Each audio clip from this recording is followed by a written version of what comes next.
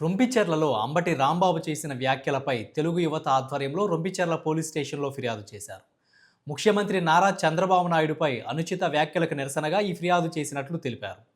ఈ కార్యక్రమాన్ని తెలుగుదేశం యువత బాల మురళీకృష్ణ ఆధ్వర్యంలో నిర్వహించగా TDP party social media coordinator Gangireddy Srinivasareddy సహా పలువురు టీడీపీ నాయకులు కార్యకర్తలు పాల్గొన్నారు.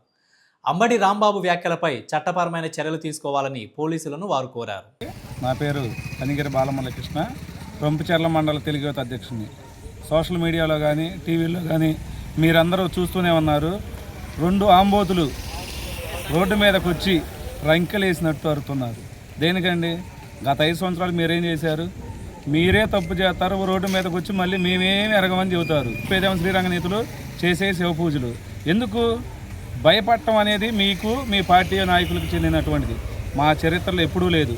మా నాయకులు, మా పార్టీ క్రమశిక్షణతో కలిగినటువంటి పార్టీ కాబట్టి మేమెవరిని ఎప్పుడు కూడా అరే ఒరే అని ఊహించి కూడా మాట్లాడడం. మీరు మాట్లాడే మాటలు మాకు వెన్నతో పెట్టినటువంటి విద్య.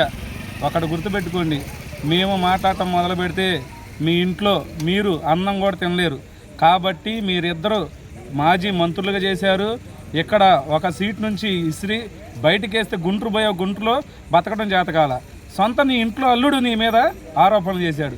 ఎందుకని నీ బతుకు? ఆడవాళ్ళ మధ్యలో పోయి డ్యాన్సులు వేయటం అదేంటంటే మీ సీఎం గారు మాట్లాడతారేమని ఒక లేడీ గెటప్ వేసుకున్నటువంటి వ్యక్తిని పట్టుకొని ఆడవాళ్ళ పక్కన డ్యాన్సులు వేస్తున్నారని మంత్రి వాసనశెట్టి సుభాష్ గారి గురించి మాట్లాడతారు. మీరు, మీ పార్టీ నాయకులు, మీ కార్యకర్తలు ఒక్కటి గుర్తుపెట్టుకోండి, లడ్డు కల్తీ జరిగిందా లేదా అనేది మీకు తెలుసు, మీ మనస్సాక్షికి తెలుసు. సుప్రీంకోర్టులో కేసు ఉంది, ఆ కేసులంతా రిపోర్ట్ ఉంది కాబట్టి కొంచెం అణిగమణిగి ఉండండి.